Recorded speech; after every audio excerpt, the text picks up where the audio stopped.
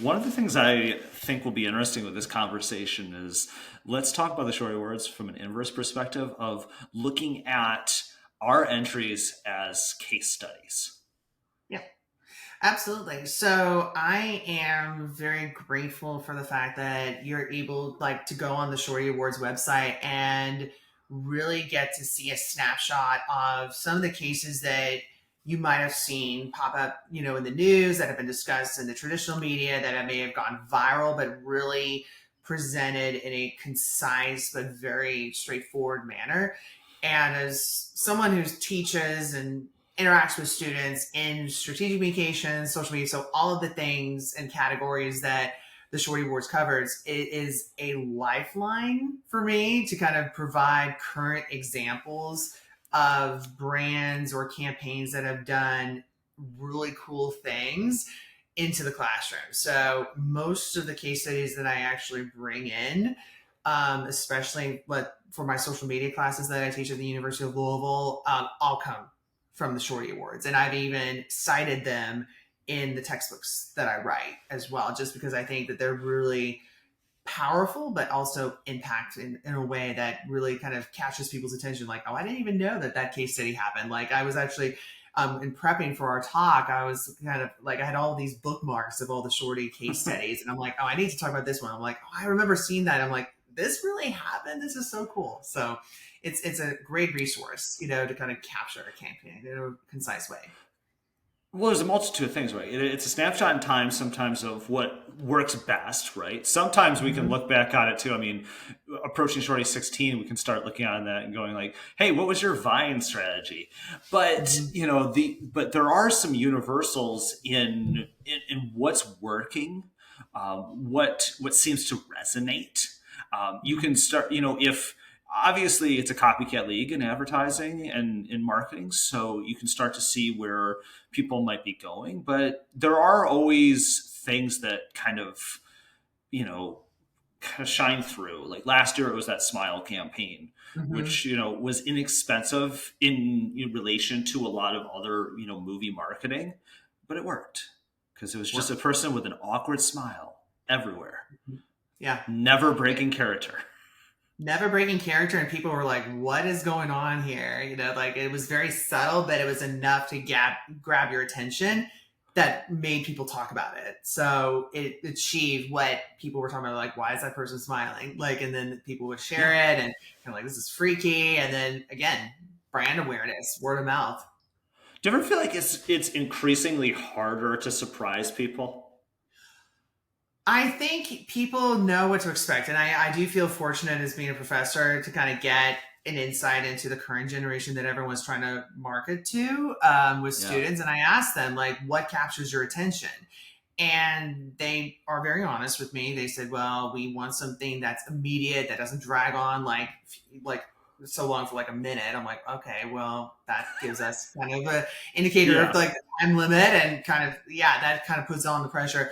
But I think that it's getting harder if you try to do the same strategies over and over again, or if you try to do Yeah. something that's worked before. It's like, okay, like we've seen this with social. It's like, okay, everyone's trying to be still doing what Oreo did back in 2013 with Dunk in the Dark tweet.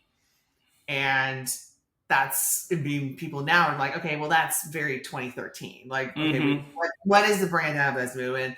And it's hard. It's absolutely hard to kind of stand out, but there's still creativity. But I think one of the things that I do see with the cases that I look at for Shorty Rose's awards is like with the cases that you do see, there's some cases that really have backed up their insights and their ideas through Mm. research.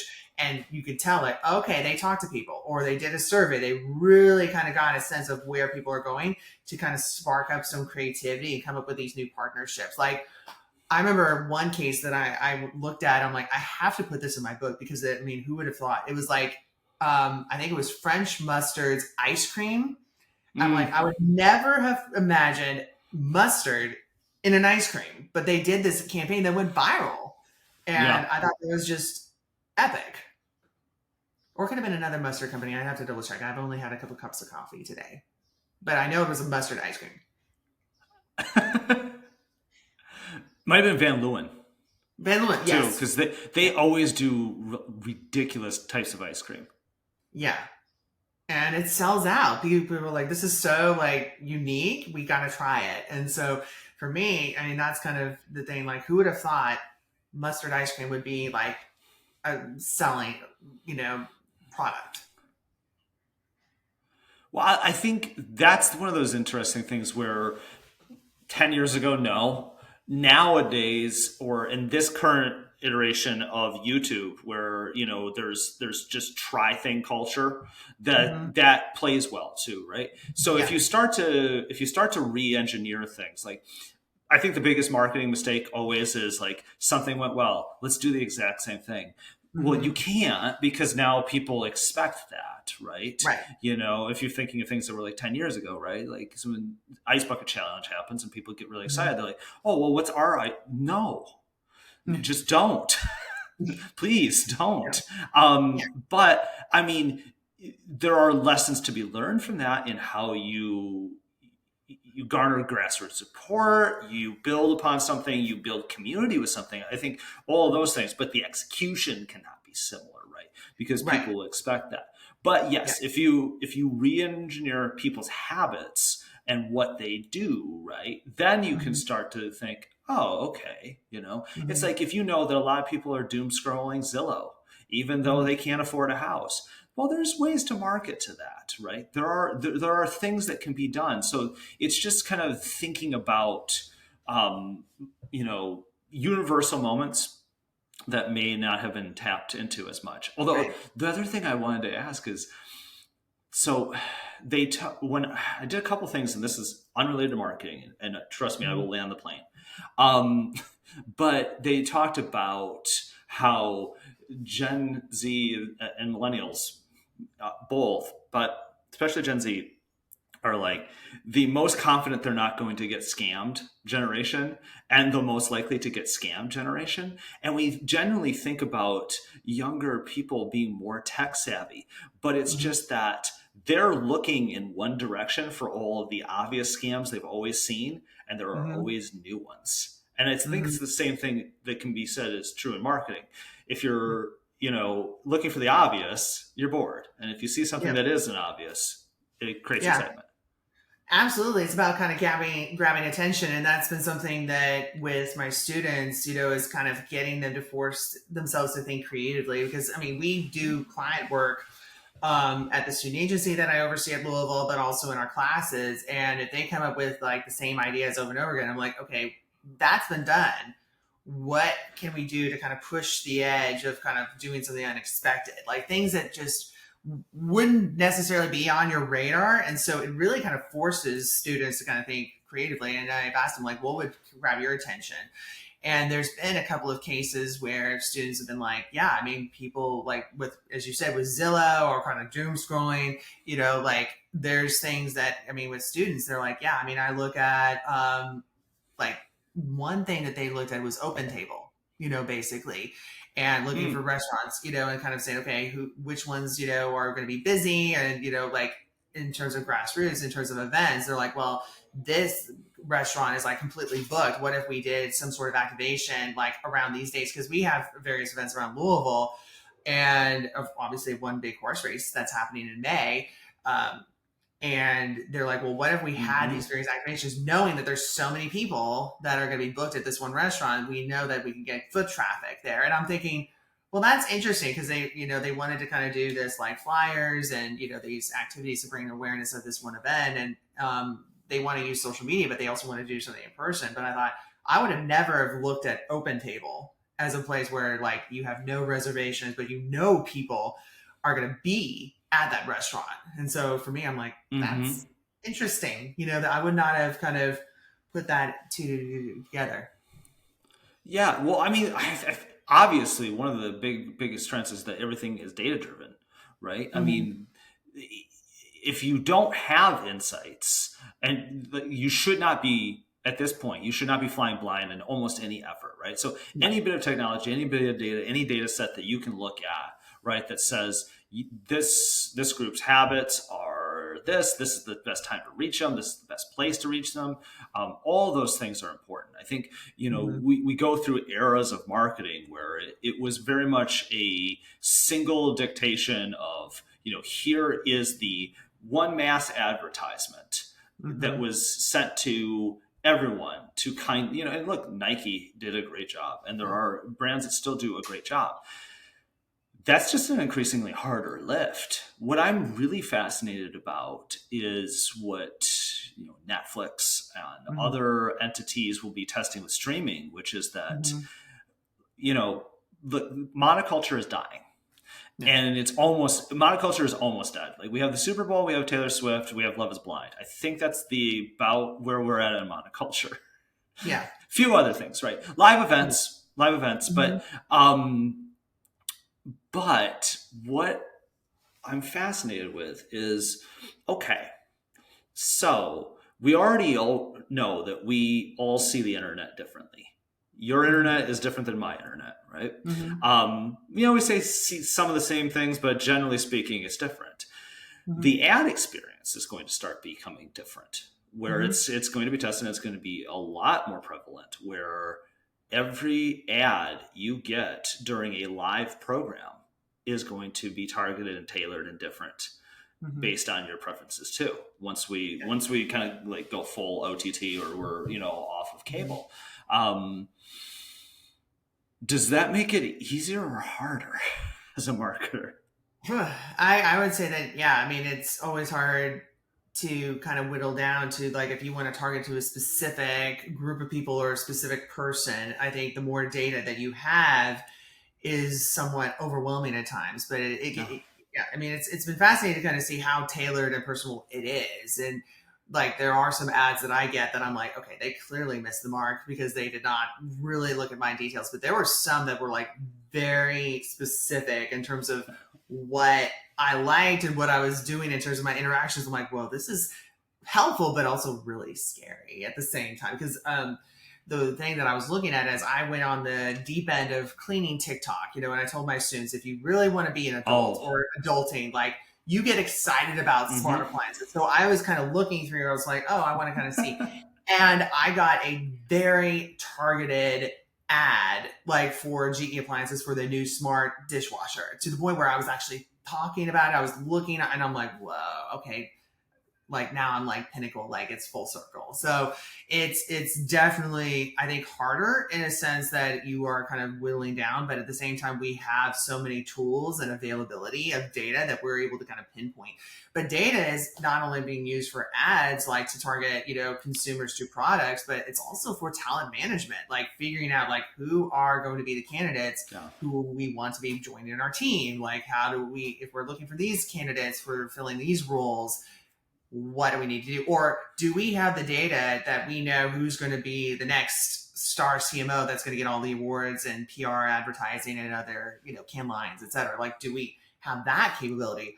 So I think it's challenging, but it's also how we're using the data to kind of impact our advertising, but also our talent management across the board. So I would say the answer is yes, it's difficult, but it also brings forth new opportunities and help for us.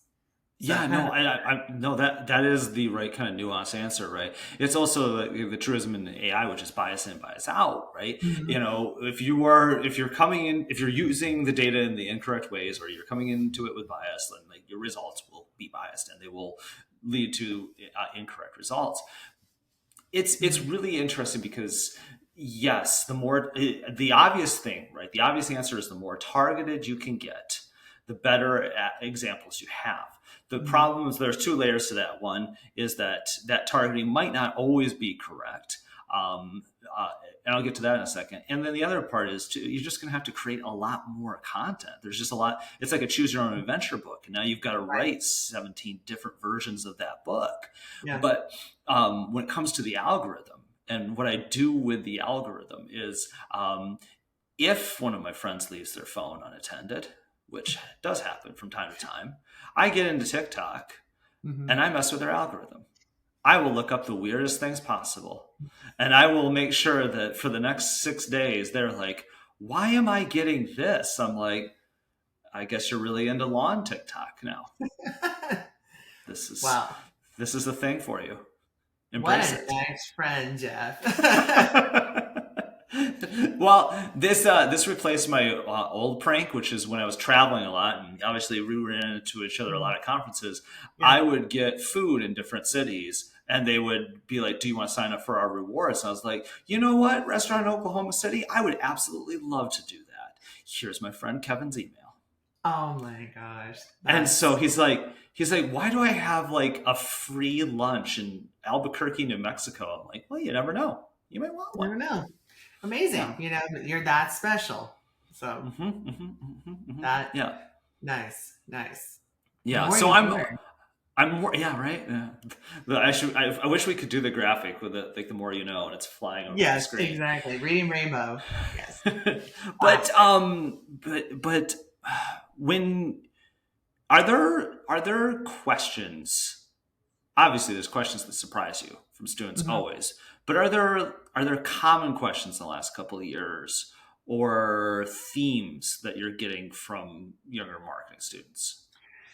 Yeah, I would say that, in terms of themes, right now what I'm seeing is, the questions that I get is where is the field really going? And what Mm, the students kind of ask, it's like they read a lot, they consume a lot. I mean, a lot of them are very invested in internships and jobs, and they're always sure. curious on whether to go somewhere traditional and established, like, okay, I'm going to go into PR, I'm going to go into social media marketing, or should they venture into the unknown and say, okay, well, we know the field is changing and this is an area that I might be interested in establishing myself, but I don't know whether or not it's going to be a fad or a new thing.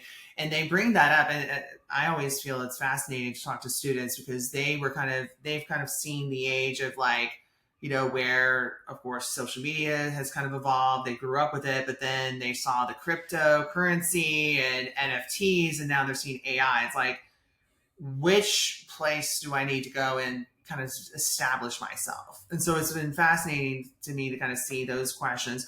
But in terms of themes, I do think that, I mean, of course, obviously, remote work is a big thing, kind of work life balance, in terms of the industry. And I've had to tell them like, well, that's something that you definitely want to kind of look at when you're applying for jobs, obviously in the industry, because we work a lot. We're all Oh probably yeah. addicted to caffeine and energy drinks, um, but yeah, I mean, it is Yes. fascinating in terms of they're very curious about companies and their overall impact. Obviously, like what they're doing for sustainability, their workforce diversity.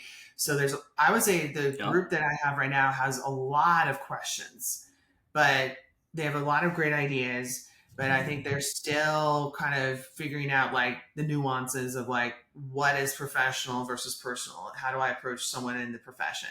How do I talk about these campaigns and be interested in internship, but do it in a way where it's not like, yes, I need an internship or a job, but do it in a way that really is viewed authentically and not like, oh, I'm just contacting you because I need a job kind of thing. So it's fascinating. There's a wide range of questions, themes that I see from students coming across in the marketing and advertising field. No, that makes sense. I have a question, and it's not related to pod. Do you want to go cams off because once in a while it's lagging, and Yeah. because we've got Yeah. enough that we can, okay? Because Okay. then, um, I'm hoping that it won't lag. It Okay. might, but let's see. Okay. Okay. Have you been getting a lag from me? A little bit. Yeah. You've kind of frozen up a little bit sometimes, but Yeah. I kind of assume that, well, that might be my coffee. Well, not my coffee, my computer. Kind of like, No, because it could be sometimes, both. yeah, sometimes like yeah. So, No, it's happened very rarely, but mhm. because we only clip out a little bit for like, and so we've gotten some video. I feel like I want to do this so I have a cleaner thing. It's like I would rather look and be visual, but okay. So I'll plus we stopped for an ad break anyway, so this was my Okay. natural stopping point, Well, there you go. and then I'll come back with this. Um, so how do you surprise people now?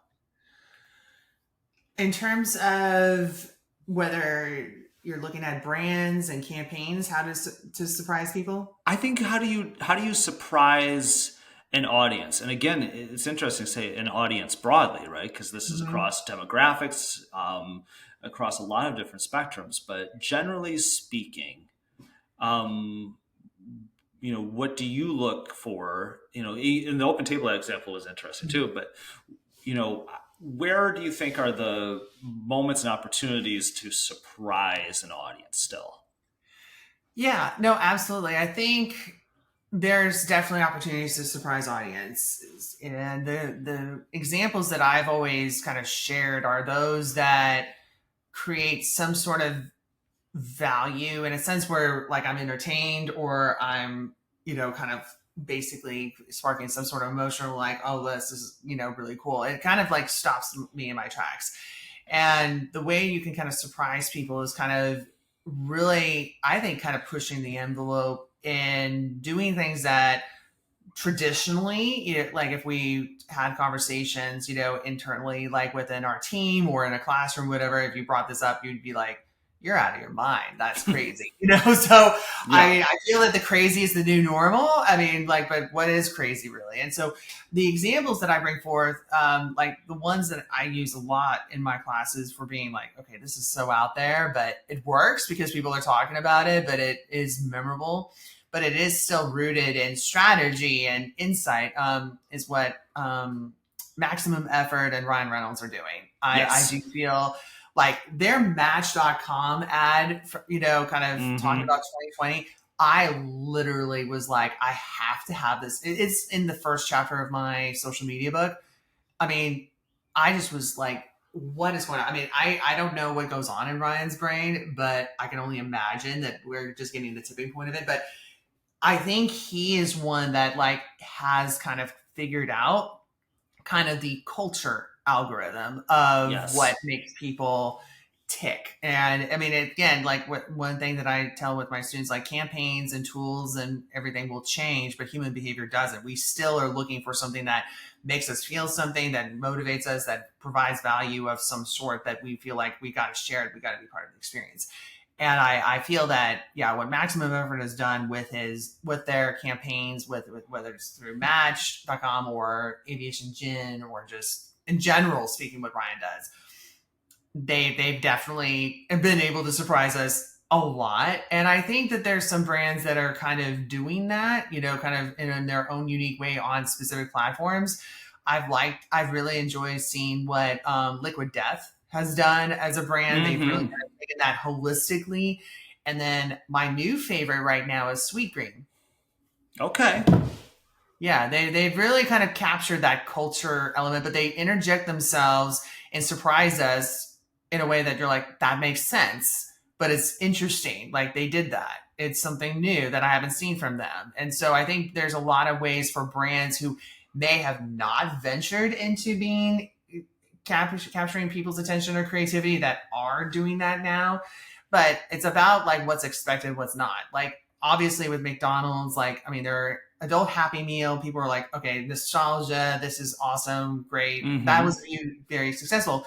But we kind of expect brands in that industry to do stuff like that. But then when you have other brands, you're like, who would have thought that I'd be excited about like this appliance company, or like let's take the Stanley Cup, like Oh what yeah. they've done. It's like who knew that would be a thing. And so I guess that's a long-winded answer, Jeff. It's like yes, you can still be creative, but it's about embracing your crazy, going in maybe a different, somewhat adjacent direction that is expected, but utilizing kind of your understanding of the culture that you're building offline and online to make something happen that may or may not have been previously executed before. Well, to backtrack on a few of those things, right? There's a brilliance in utilizing a brand like Stanley, and Mm-hmm. so the takeaway I have from that is don't be the next water bottle company Right. because we have so many of them. Yes. Hydro Flask is great. Mhm. They're all good. They're great. Obviously I have two Stanleys, including one limited edition and Magnolia one. And yes, people collect them like shoes. And I got a part of Mm-hmm. that because I also am part of shoe culture. There you go. But, yeah. But what I think is a takeaway is this is both a business and marketing idea, but sometimes you can be the best marketer and that company doesn't have the logistics or distribution to handle the influx. And Mm-hmm. what was interesting about Stanley is it did. It's been around for a very long time. They have all of that in place. So one of the things to be looking for is, are there dormant companies that or companies that just need a refresh, that have the infrastructure and the logistics in place where you think you can make make some room there. Mm-hmm. That's, I mean, I'm literally looking at my Marshall Bluetooth speaker right now. I don't think Marshall got into the business to become a Bluetooth speaker company, but the thing looks pretty cool and I like Yeah. it. But the other thing I want to talk about is, with Ryan Reynolds and Hugh Jackman, when he was ginning up, pun intended, Mm-hmm. a fake controversy with Hugh Jackman, that was hilarious on itself. What I think about with Ryan Reynolds is that he's just perpetually online. And Mm-hmm. so, when that Peloton commercial comes out, Yes. and he's like, hey, this was off, right? He's almost doing SNL's work for them Right. with some of the stuff he does in his commercials, and he's also just embracing absurdism. Mm-hmm. Especially the stuff he does for Mint Mobile. Like, Oh yeah. it's absolutely absurd. But the tactics, and it's interesting that some of the tactics aren't any different, right? It's just that he's very tapped into internet culture and knows Yeah.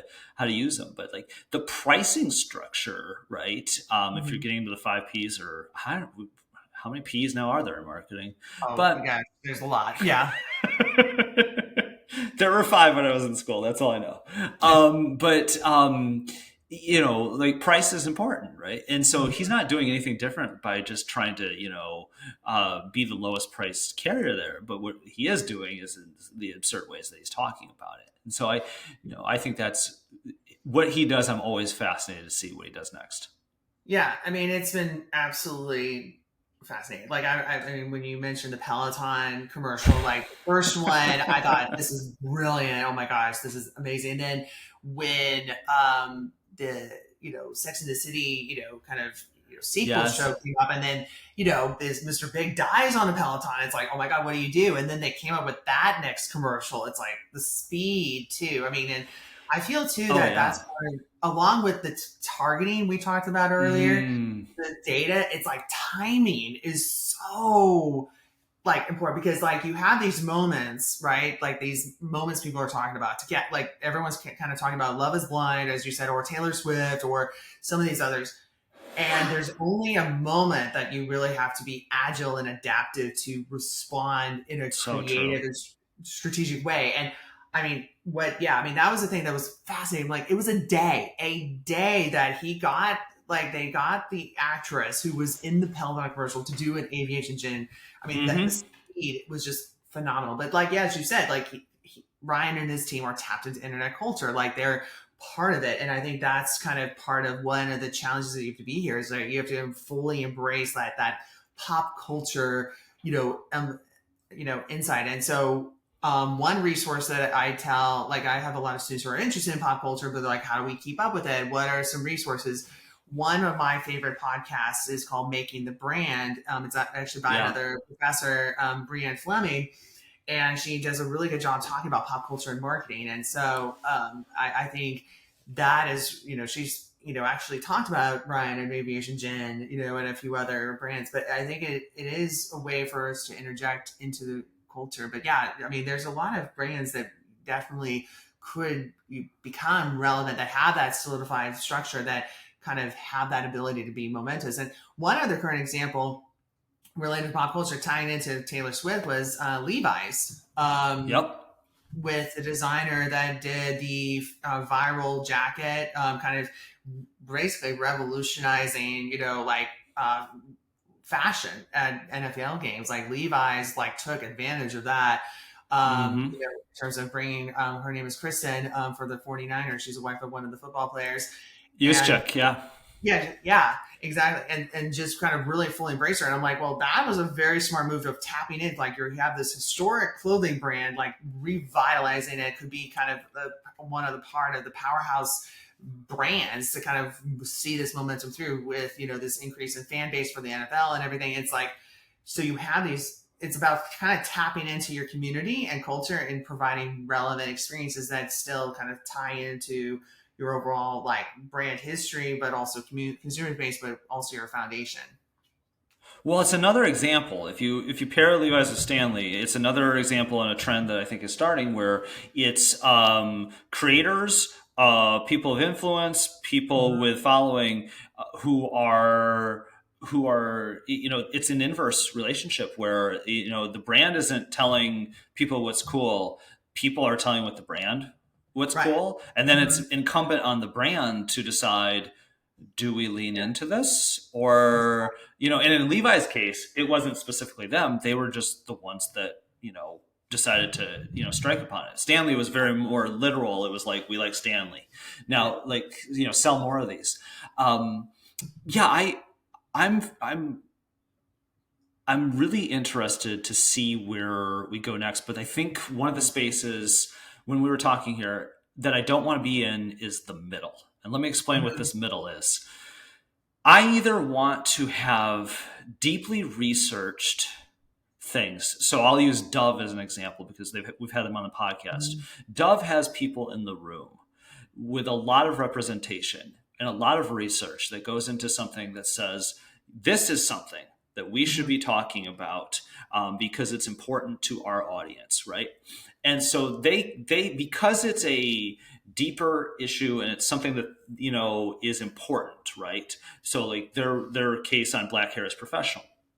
Mm-hmm. That's an ongoing battle. So obviously you can take your time and do a lot with that. Mm-hmm. And I think there's very much a space that you can exist where you are deep, thoughtful, and have a long tail campaign, or you can be able to and nimble enough to pivot to what is exactly the conversation of the week. Because if we go back 20 minutes of this conversation, right? If the students are telling you we don't want something under a minute, then they also don't want something that was talked about 10 days ago.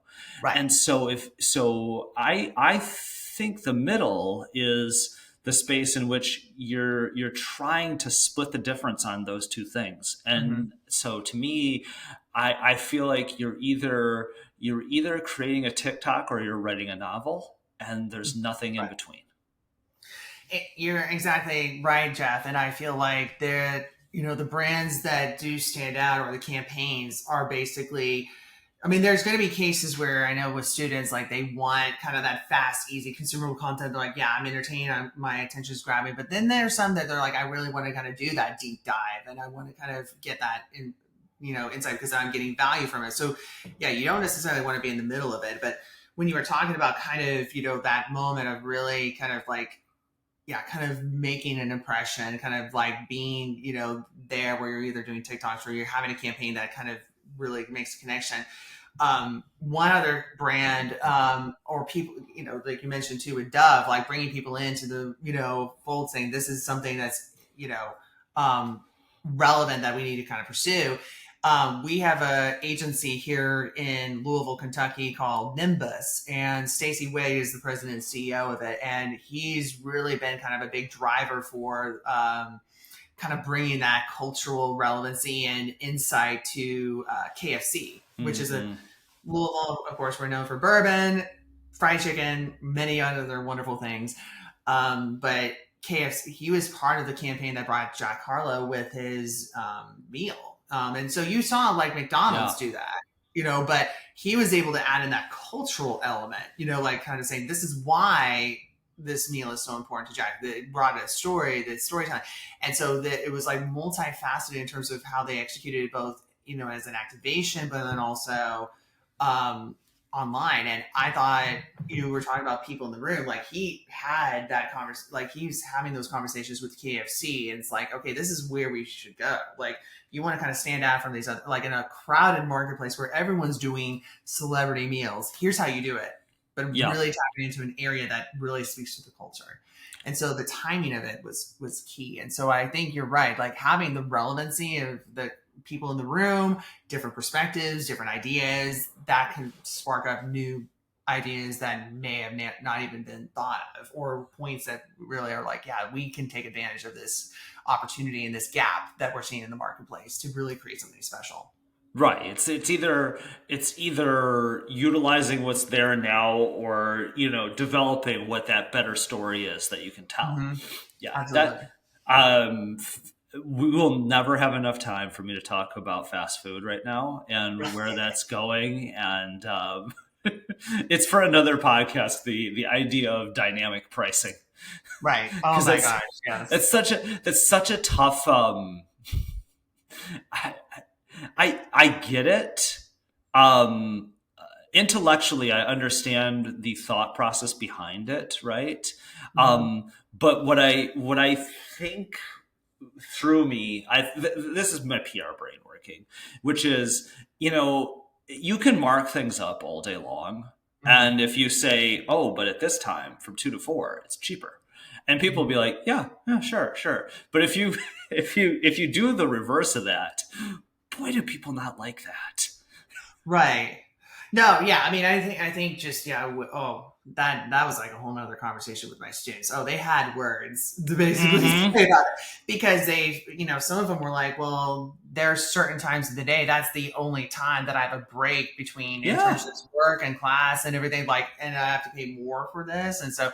Yeah, I mean, with surge pricing, obviously, too, with, of course, Uber, Lyft, and any of the other ride surveys, like that's, a huge thing. But they're like, with this, that's crazy. But yeah, I mean, we're kind of seeing kind of this change. I think people are kind of trying to test ideas in the marketplace. I mean, you saw, of course, the tipping. Like people were saying, "Oh my gosh, I'm getting asked to tip at every part, like not just in restaurants, but for people to just get my stuff, like my drink at Starbucks, and so there was a lot of conversation related to tipping culture. They're still doing that, and so I think with surge Mm-hmm. pricing, I think it was interesting that they basically brought that up, and then that kind of had it, from a PR standpoint, yeah, that had a lot of discussion, a lot of coverage, and then that's kind of like maybe gone in the back corner. So I think sometimes you see brands kind of testing out ideas, like let's see what the reaction is like, and they're like, okay, that may have not gone as how we planned, but then there may be others that are like, well, okay, people might be receptive to this, so they're doing their own kind of market research, I guess, in a real time kind of situation. Yeah, it's like the old PR trial balloon where you throw it out there and you're like, "Hey, are people going to be angry?" And then there's like one person in the back of the room with their hand up. It's usually me. I'm like, "Yes, yes, they're going to be angry." Like, Yeah. I wholeheartedly agree in the idea of the trial balloon, because you want to see how much you can test the market for sure. Hmm. But oh yeah, I'm not surprised that they would have words on that. I mean, it's just, Oh yeah. yeah, I mean, there's certain moments we expect it. Like I was at, a women's basketball tournament this weekend, and obviously I'm like, yeah, I know that everything's going to be twice as much. I'm in an arena. Yeah. That part is expected. It's just sometimes, it's when you jar people, right? Yeah. And but for some reason, my brain works in the way where, even if you jar someone in a negative way, it does point out to me what people care about. Hmm. And weirdly or oddly, then creates an opportunity, if I am a competitor, Yeah. to Power back. reverse. And this is where we're talking about being able to be nimble, right? Hmm. So that dynamic pricing things comes out. Well, you can easily create something that plays off of that frustration, and it Yeah. might just be a sugar rush of a little bit of a boost for you. But I mean, you look at airlines, right? Southwest Hmm. Airlines has really branded itself for better part of 2+ decades on being, budget but friendly. Hmm. Hmm. You know, Exactly. And One other trend that, I mean, yeah, along with, basically surge pricing that you're kind of looking at is, yeah, just kind of seeing how you are going to compete with yourself with other competitors. I'm going to be fascinated to see the case study results of what the city of Miami has done with spring break Mm.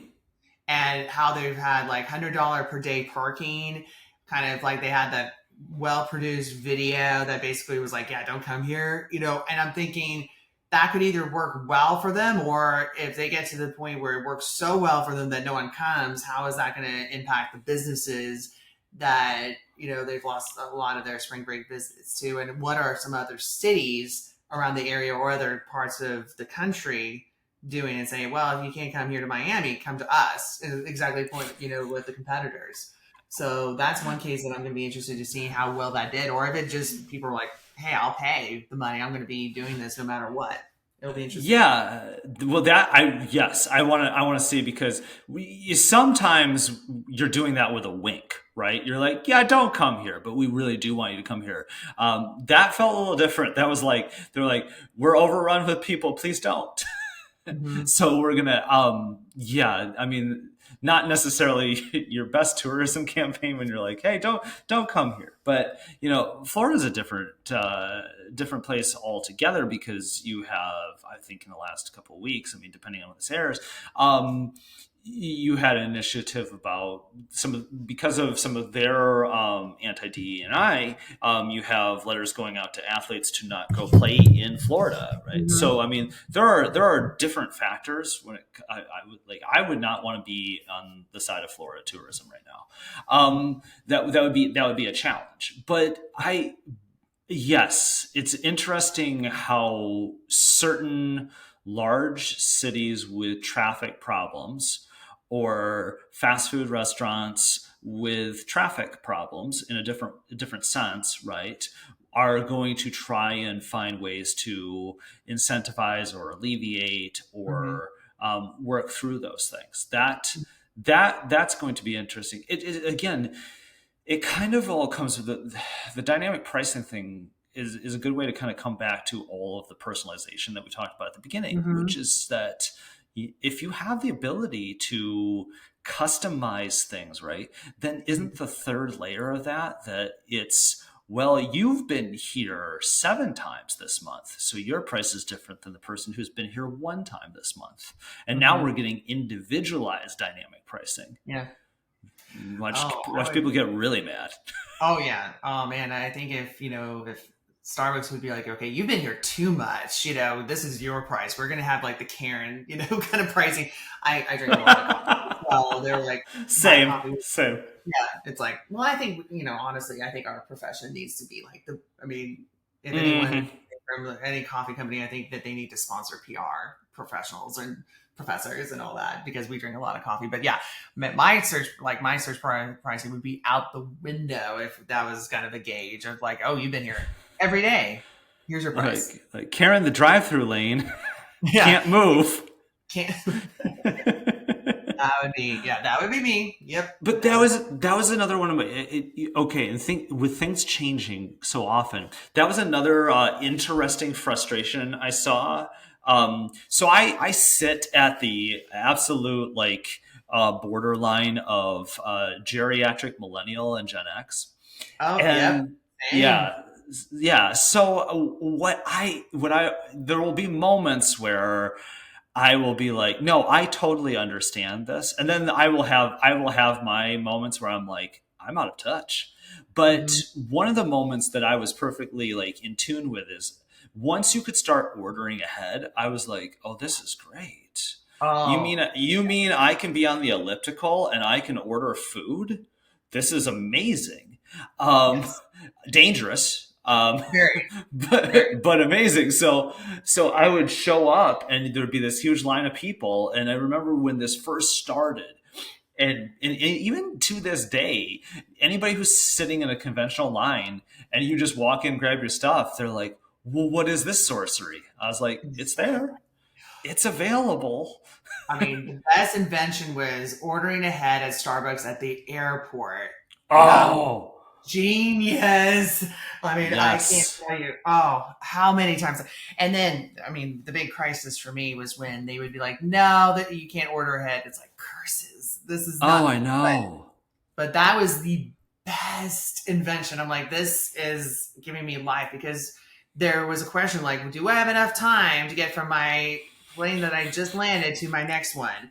But if you're able to get on the Wi-Fi, you can order. I mean, I literally there. I kid you not. There was one time where I'm like, I'm on the tarmac. Like I'm like, Oh, okay, I've done it on the tarmac so often. yeah. Yep. And so, and then basically my coffee's there waiting for me, and people are like, they give you that look like, ooh, how did you know? How did you do this? I'm like, technology for the win. Yep, that version of it on the tarmac, or while I am like taking off my shoes and about to put my phone into TSA, and I've already ordered it as I'm walking into Detroit airport. Love Yep, it. Love yep, it. all the time, all the time. And then I'm like, and I take a right, and it's there, and I'm going to grab it, Mhm. and now I really push it. I have yet to miss a flight, Karen, and Mhm. it's going to happen Yeah. because I really push the envelope on how close I can get to missing a flight. Yeah, I've been close. I've done, my time of, I was a track and field athlete back in the day. I was a shot putter, so we are not runners. So, but I've had to hustle, Oh There's yeah, been some airports that I've only seen through running through. One of them is the Charlotte airport because I'm like, yep, can't stop, can't go.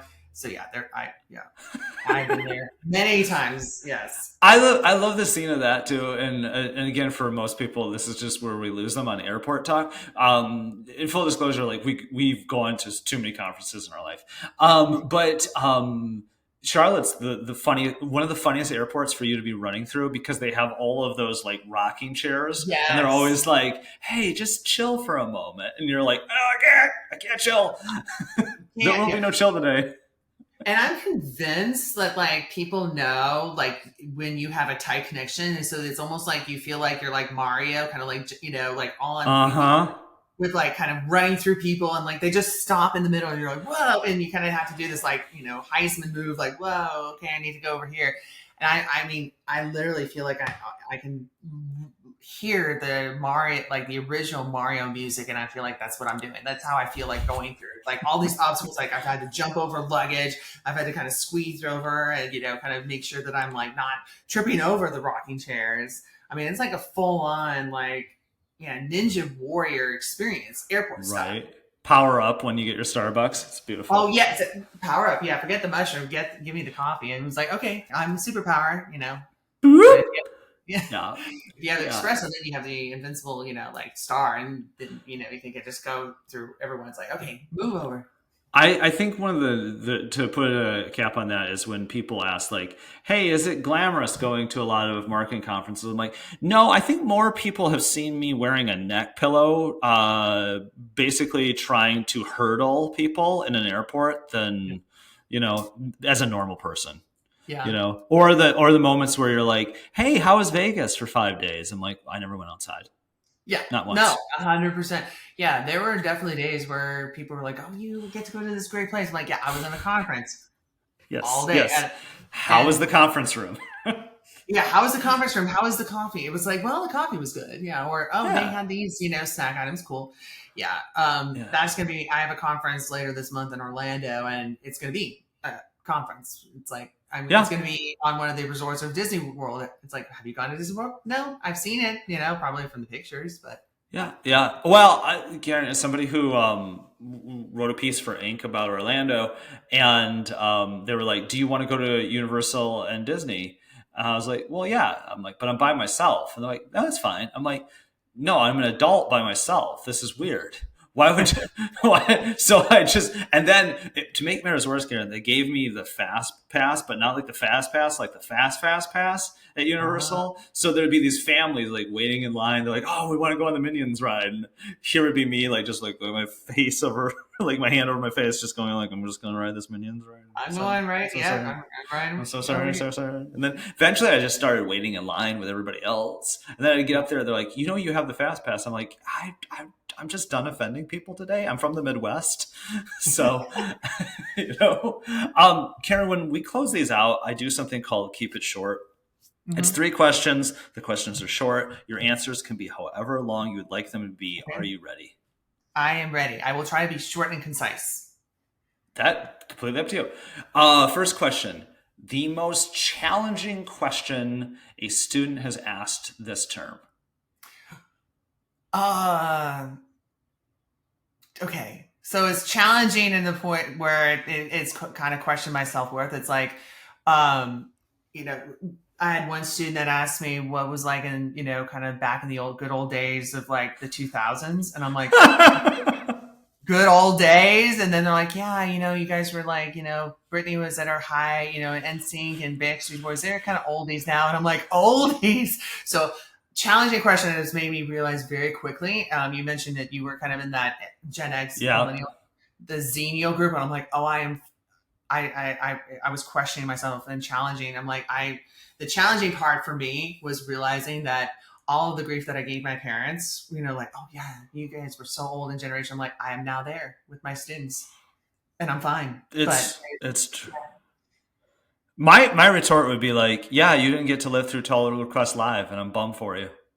yeah, well, mine was like, I mean, again, like my challenge is, with students, they're like, well, you're an elder millennial, geriatric millennial, whatever, like we buy avocado toast and we can't afford anything. Or the thing that my students get me is, well, you guys, your generation killed Toys R Us. But then Yeah. I've told my colleagues who are kind of in my age group, because they've said that their students say the same thing. And I'm like, yeah, but Gen Z owns the Tide Pod Challenge. We didn't do that. Oh, ooh, yeah. So Also, you can always just tell them that Dave Brandon killed Toys R Us. I mean, that's true. that's an accurate statement. That Just is be true. like, Google Dave Brandon. Exactly. Yeah. Also, Domino's created an entire advertising campaign going, "We're sorry No, about Dave Brandon." exactly. So yeah, I mean, so yeah, that would be like my students keep me entertained. I would say most part, like in terms of challenging questions, it's like yeah, kind of questioning my like age. It's like ooh, Oh, oldies back in the good old days. I'm like, geez, you know, I don't you find there's bliss now in being the generation that is not marketed to, but is also not blamed for anything. True. Well, there's still people that blame millennials, like all these kids today, and I'm like, millennials are like in their 40s. Like Yeah. this is not our generation, but yeah, I mean, so I do feel that I'm waiting with my popcorn in hand to see what Gen Alpha does to Gen Z. I'm waiting for that. Mm. Mm-hmm, I'm mm-hmm. waiting. Like I'm ready there for the entertainment. Be like, oh, bless your hearts. Like let's see how this goes because we got yeah, like millennials, we got it on all sides. But now, We did. We got it from everywhere because it basically, Gen X became kind of a forgotten generation. And yeah, so the ire just went straight to millennials. So yeah. then we were like, we understood that. So like, Mhm. I deeply respect most things that Gen Z do, minus yes, I will not endorse the Tide Pod challenge No, or certain things. But for the most part, they get it right, and they they're do. more conscientious, and it's interesting. All right, question number 2. Um, Favorite moment at a conference?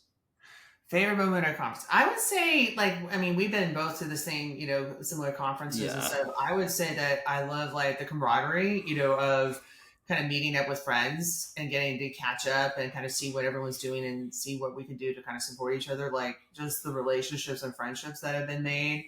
And then kind of providing value. Like the conferences that I feel have been the most rewarding to me have been ones that I've had a chance to meet new connections, but also reconnect with friends and get a lot from the experience. I no, I couldn't agree more. I remember there was a time I was at Adobe Max and you were too, Mhm. and I'm just like looking down the street and I'm like, well, nobody could possibly be awake as early as I am, and I'm like, there Mhm. you are, 2 blocks down the street, we've Yeah. both got coffee. I'm like, dang it, can't beat me to it. So the I coffee thing will. is real. Well, I think I was also jet lagged because being a couple of hours ahead of the time zone, I'm like, okay, I'm up. Oh, I Oh need coffee. yeah. So Well, uh, that was my move. Anytime we had to stay at the Venetian, is that I would the Denny's was right there, and people right. would be like, "Well, Jeff, it's a Denny's. Why would you go to Denny's when you're in Vegas?" I'm like, "Well, because at 7 a.m. Eastern, which I stayed on Mhm, Eastern time the entire time I was there, that was 4 a.m. local, and the mhm. people watching is fantastic. I get to Oh have a calm breakfast while I yeah, oh yeah. see everybody like leaving like Dre's and like the Cosmo and Aria and Mhm. and I'm like, you're still awake. This is Yeah. wonderful. Oh Love yeah, the it. people watching is fantastic. You get entertainment that you didn't expect. Um, question number three. Think back to when you were a marketing student. Hmm. Um, is there anything that you still use? Oh my goodness. Okay.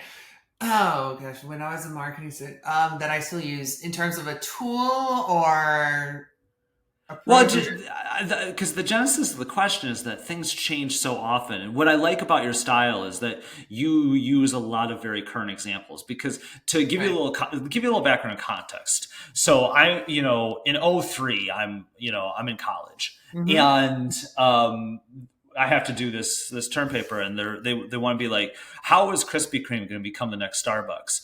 And I was like, it's not. And my professor's like, "Oh no, they're gonna expand," and I'm like, Hmm. "No, no, no, no, no. Krispy Kreme is great, but it has its niche, right? And Hmm. we are trending towards a world in which people want slightly healthier options, right? There will Yeah. always be room for indulgence, right? But Hmm. you can't get to 30,000 locations doing that. And I was even arguing at the time. I was like, incorrectly, I was arguing that Starbucks shouldn't go drive through because I was like, but it's the third place. And then I realized now, as I'm talking from my, shed podcast studio, I'm like, this is the third place. The Hmm. place connected to my place is the third place. Right. Wherever we do our Zoom is the third place. But anything that I have in a textbook now from 20 plus years ago, I'm like, yeah, I remember what a SWOT analysis is and the four Ps and blah blah blah. But generally speaking, are there any things that you think are absolutely still true from what you learned in college, principle wise? Yeah. Yeah, absolutely. Well, that helps tremendously. I would say Thanks.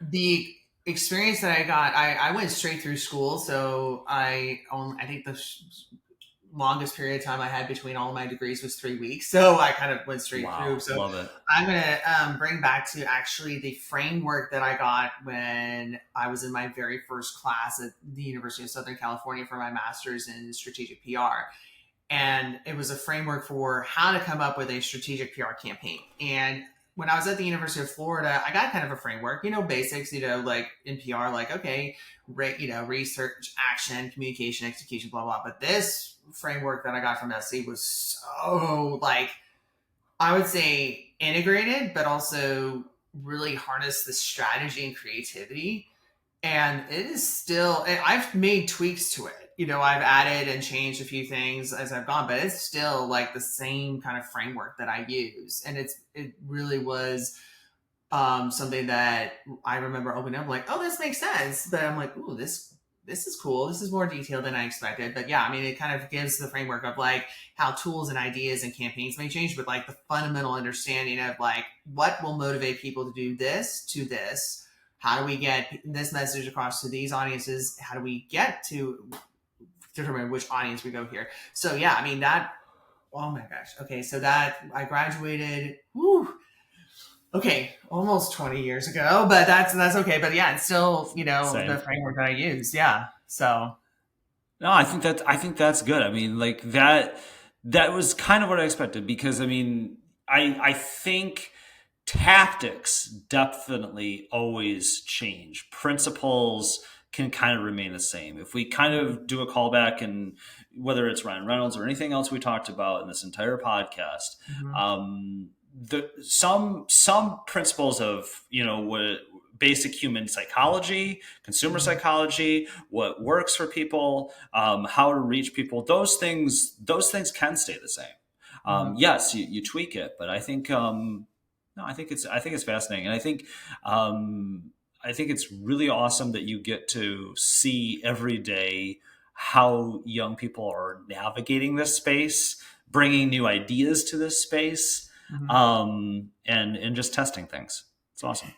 It's the best job. I mean, like the future is bright, especially, with these students and Gen Z coming up. And I get to learn a lot every day, good. And then others, I'm like, wow, that is, I know when we were going through, school and everything, we would have, the excuses, my dog ate my homework or whatever. But some of the excuses, I'm like, wow, I did not have that on my bingo card, but I learned something new. It keeps me young at heart, and I feel that it's very rewarding to kind of mentor the next generation of professionals to kind of see what ideas they have. And they just, yeah, I think it's going to be cool to kind of see what they do out in the workplace. But they're inspired, a lot by what other people are doing in the industry, including, the submissions to the Shorty Awards. So it's been really fun to be able to kind of go all full circle and see how this the next generation is going to go up and what they'll do to submit awards next time. It's wild. Well, we appreciate that. Karen, thanks so much for joining. Yes, thank you so much, Jeff, for having me.